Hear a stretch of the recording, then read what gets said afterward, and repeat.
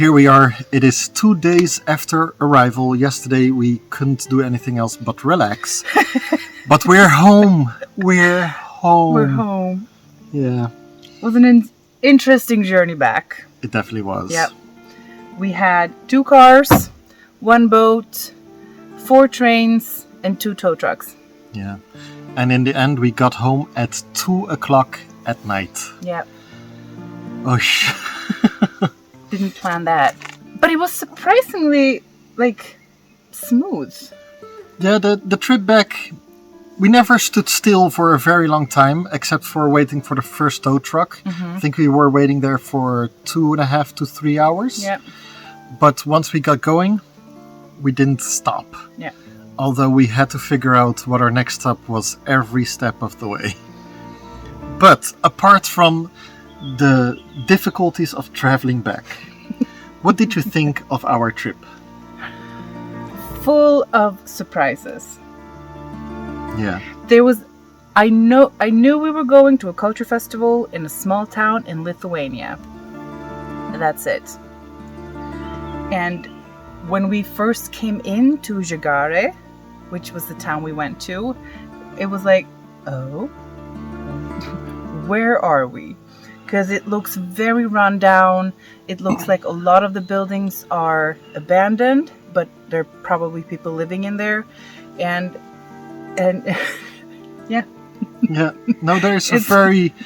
Zagare, when you first come into it, from Latvia or Letland, you drive over the border and suddenly the road sucks. Yep. There's potholes, it's patches, yep. and it's actually instant. The houses look run down, but once we started exploring the place, mm-hmm. there was also very beautiful buildings. Gorgeous. Yes, buildings. very well kept houses where it's like, yeah, I would live there in a heartbeat. Yeah. And then there was a palace, which was very beautiful. Also busy renovating that place. There was a very, very beautiful horse stables with a giant garden behind it. It was very interesting that there was this dynamic between very run-down parts of the city or the little town and very well-kept parts of the town. Yeah. You could definitely see that this is a town that has been struggling a lot, but it's also a town where people are very proud and they are working very hard to making people want to come and move back. And it's just... the community there is something I've never really experienced, I think, before.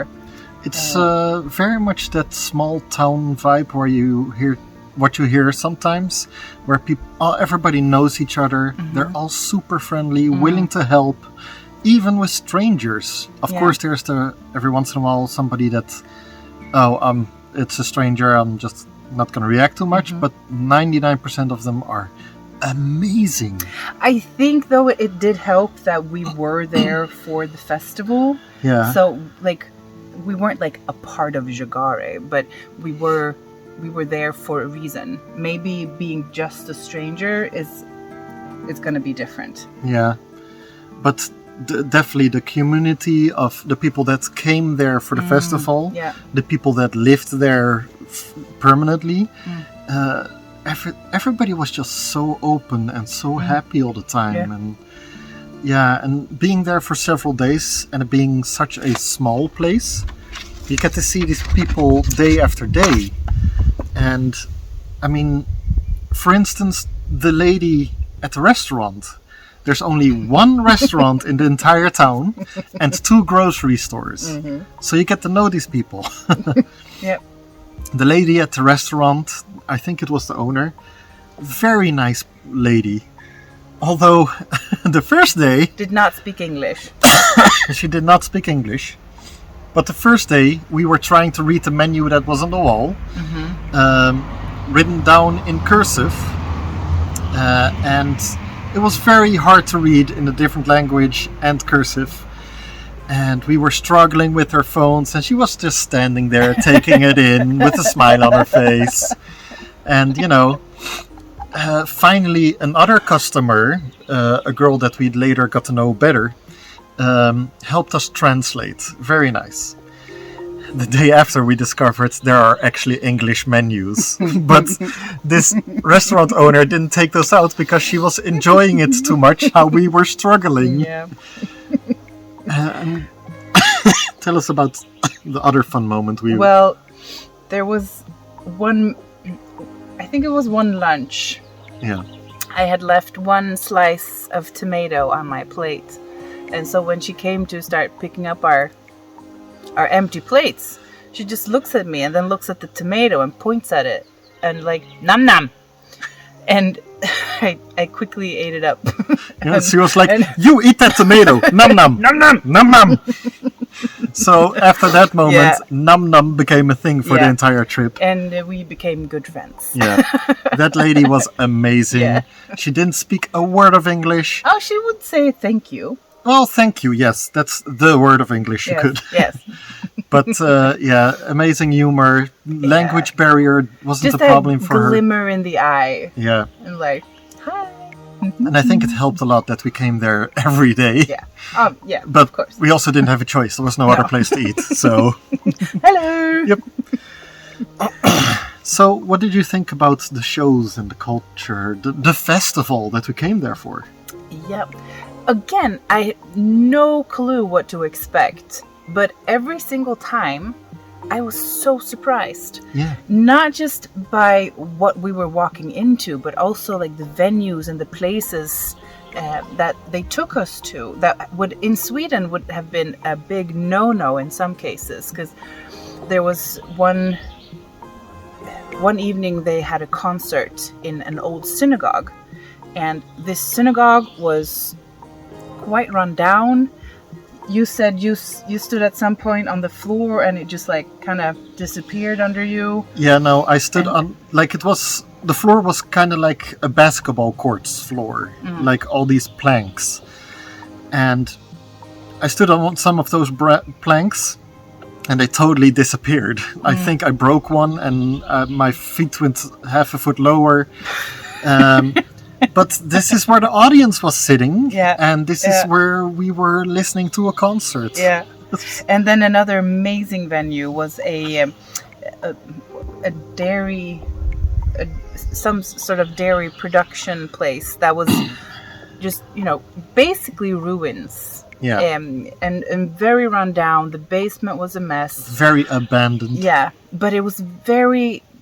it gives so much soul and it gives so much atmosphere to what you're there for. And it makes me sad that we can't do that in Sweden. But it is, it adds a lot. Yeah.